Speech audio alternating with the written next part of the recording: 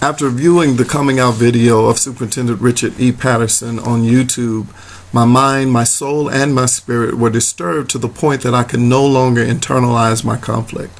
So in the spirit of what Vocal Grace has been established to do, I want to unpack some of his arguments against what he calls heterophobia. Superintendent Patterson begins by stating his intent to make a statement as it relates to a choice of lifestyle. Later in his statement, he speaks about having made a choice to be heterosexual. The way in which the word lifestyle used today implies that a person has a choice in the matter. And if you don't like your lifestyle, you can just choose to change it. To this, I would respond that organic preferences are never a matter of will or choice, but are matters of discovery. When one considers their preference as it relates to ice cream flavors, it is not a matter of choice that she prefers one flavor over another, but she discovers that she gains pleasure or displeasure from the taste. In contrast, a person chooses to acquire a taste for something, but this cannot be seen as organic preference. Choice, then, is appropriately relegated to one's behavior. A person may choose to perform heterosexual or homosexual acts, but our sexual attractions are innate and hardwired into the core of our being. Nonetheless, using Superintendent Patterson's language, if he has made the choice to be heterosexual, then it would follow that he could make the choice to be homosexual. I am not sure that he would find that choice so easy to make. I am sure that if a heterosexual man attempts to act as a homosexual, they will be faced with an organic distaste for such acts. The same is true for homosexual men. I also want to address Superintendent Patterson's use of oppressive rhetoric. I want to point out two themes he uses and call it for what it is: oppression. The first is the go back into the closet rhetoric, and the second is the rhetoric of reverse oppression. In his discourse, Superintendent Patterson makes an example of a professional sports player who came out. He makes the statement, if you can say to an NFL owner that being gay makes you a better tackler and would guarantee at least 3 sacks a game, come out. If none of these factors can be guaranteed for sure, why does it matter who you sleep with? Do your job.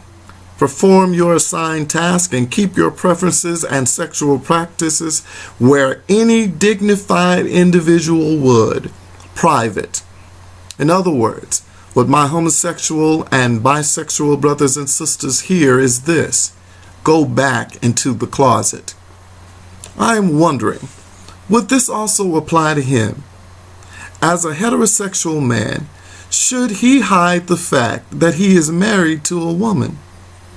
When asked on job applications and demographic forms about his marital status, should he argue that this information is irrelevant to his performance? Superintendent Patterson misses the point in this argument. It is not the fact that the person's sexuality has any effect on their ability to perform, but that for persons who are openly gay, it renders their performance invisible. They are no longer judged by their performance, but are judged by their perceived abnormal sexual behavior. Case in point, I wonder if Superintendent Patterson will judge this critique based on the strength of the arguments or based on the fact that I am an openly bisexual bishop who is married to a man. To go back to the closet rhetoric is the rhetoric of the oppressor, not the liberator.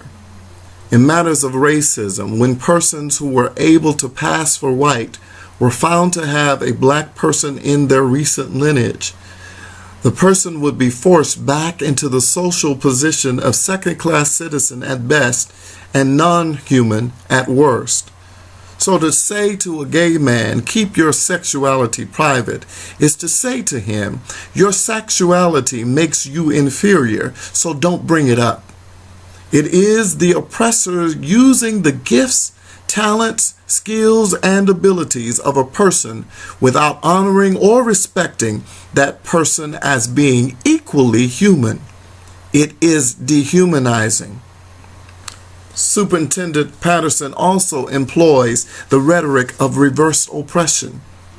He states that he is concerned about the climate of heterophobia and calls on lawmakers, and should be law enforcers and attorney generals, to reopen investigations on assaults to ascertain motive. And if such motives include hatred because the victim has chosen to be straight, the cases should be elevated to a hate crime. A recommendation that I agree with, but probably not for the same reasons. He also expresses his displeasure with President Obama for inviting Jason Collins, the NFL player who came out, and his partner to a state dinner, and calls it a slap in his wife and his face. It is the rhetoric of the oppressor when his or her privilege is being brought to accountability to cry reverse oppression, to project themselves as the one being oppressed by those whom they have historically oppressed. Superintendent Patterson felt a need to come out as heterosexual because he felt that heterophobia was somehow trying to make him ashamed that he was a heterosexual man. From what is he coming out? Does he now think that he didn't get an invitation to President Obama's dinner because President Obama knew he was straight? What right? What access to resources? What human dignity has been systemically, and structurally stripped from him as a heterosexual, except the privilege to oppress without question or critique others who are not heterosexual as he is? Superintendent Patterson has not discerned his own place of privilege. He ignores the fact that there was no need for him to come out as heterosexual because he never had to hide that fact for fear of being dehumanized because of it. This reversed sexuality prejudice is a rhetorical ploy and is the brother of the cry of white men that somehow believe that they are suffering from reversed racism because black people are making social advances in places where the white man has often been given preferential treatment.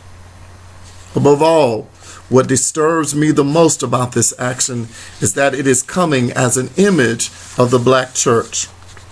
I do not subscribe to the idea that the black church is monolithic in its views on life and culture. I also believe in the right of every preacher to preach what she or he believes. We are the prophets that must proclaim what we believe to be the oracles of God. Nevertheless, I'm saddened and somewhat bewildered that this oppressive rhetoric is coming from the black church, a church born in opposition to this kind of rhetoric being used against black people, especially in religious communities. The rhetoric that your life or lifestyle makes certain things about your character, your ability, and your integrity inferior, and thus socially position you as subservient. The rhetoric that relegates a person based on those traits to the balconies with no chairs, to the back doors of restaurants, and yes, to the closets of social normity. The rhetoric that says when one speaks up and holds the oppressor accountable for their oppression, they are now somehow oppressing the oppressor.